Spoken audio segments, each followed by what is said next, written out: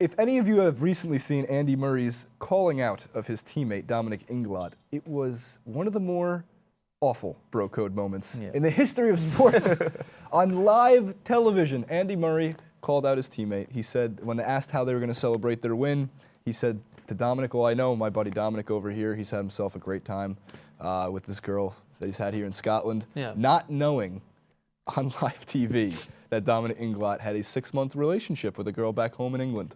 Now, breaking bro code is a very serious offense. Very serious. And as 4 bros here sitting with you, we know that it never ends well when you break bro code. Now, some call it bro code. I call it man law, if anybody remembers the list of, I think it was Miller Lite did the great commercials. I like that. With man law, certain things touch the bottom of the beers, not the top. You don't want to spit together on each other. Of course, these are good things to have.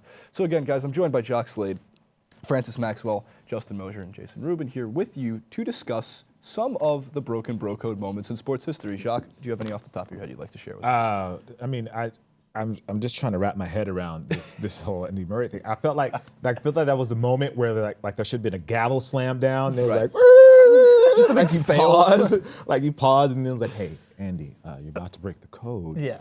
So we need you to fall back. A siren goes on. Yeah, like a little siren, little people run out and they stop, and then he goes, Actually, sorry, I didn't realize that. And then he goes, I know my buddy likes to party here, and so he has fun.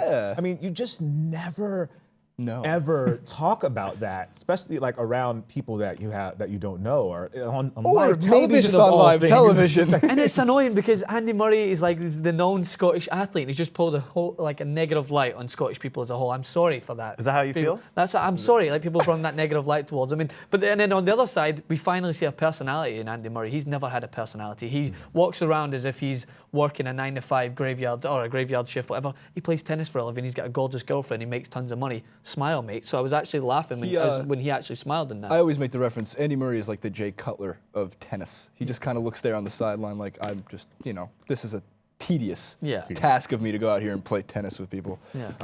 Is Braveheart Andy Murray's favorite movie? Probably. It's one of my favorite movies. It's been a long time since a Braveheart joke has been made. Justin, any stories? Any thoughts on Andy Murray and how he could at least maybe patch up the situation with him? I just don't think you put yourself in those situations. You have to know. You have to know that you're on live TV. And a funny story. We were talking.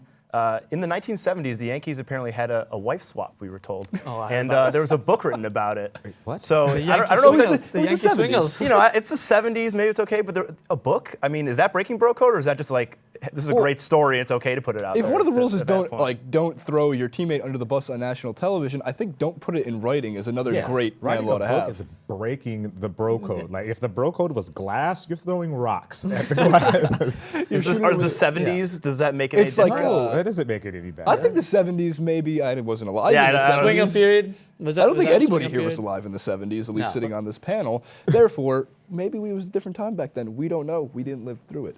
Now, when it comes to, God, I still can't believe he did this on national television. And I think one of the things he tried to say is like he didn't know it was national television. Oh, Andy Murray, there's a lot of cameras and it's 2015. And regardless, that was going to be a vine somewhere. And it'll go down in infamy, of course.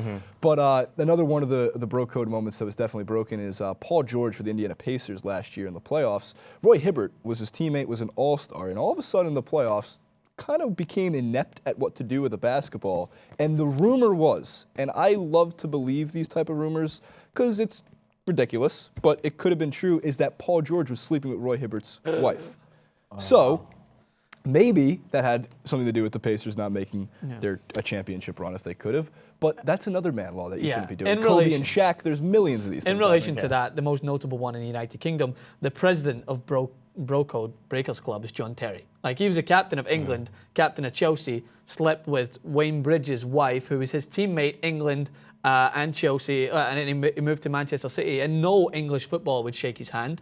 Like, he was demoted as captain, he slept with his teammates' wife, and everyone just kind of like just casted him out. It was just a disgraceful thing, and still to this day, John Terry has that shadow over his head because that is the ultimate like breaking a bro code. It's not like these guys really need to try at this point. Right, you guys have access to, I'm sure, everything. An abundance of everything, especially Terry too. Yeah, exactly. It was insane, and for me, he's a sleazy guy in general. You can tell he's a sleazy guy. Great football player, but there's still like the Chelsea fans will sing John Terry "Well, bang your wife, bang your wife." That's their chant. That was their chant? They still do it What a now. great That's chant. amazing. Yeah, they still sing Wow. that. And then like but Chelsea fans will make songs about anything with John Terry. Hey, anti-Pacers fans, you have something to chant now at the games. Paul George And will bang your wife, how do you bang your support wife. that? Like in any team that he goes to now, like when he goes to shake your wife's hand, or do you like you don't even want to introduce him to your wife? Yeah. There's a great meme that I'm going to send to Jason. It's coming up on your screen right now. It's when both of them are sitting next to each other on the England substitute bench, and John Terry's sitting there, and Wayne Bridges just like depressed, looking at his side, and the meme at the bottom says, "So, how's the wife?" Oh man. Awful. I condemn it. I condemn it. Yeah, I was gonna say, I just want to bring it back and say, like, it's sad how often this happens in Yeah, sports. Like, don't do this, does. guys. It's not cool. You're gonna get found out. I mean, don't break man law if it happens, but Or leave any of these girls for us. You know, we're here. Just because we're not professional tennis, soccer, basketball players doesn't mean you don't deserve it. Well said. Well said. From Jacques Slade, Francis Maxwell, Justin Mosher, and Jason Ruma, this has been The Rundown in partnership with TYT Sports and The Postgame. Make sure to go to thepostgame.com and their YouTube channel, youtube.com/thepostgame. You can check out TYT Sports at youtube.com/TYT Sports. As always, thank you for watching, and please don't forget to subscribe.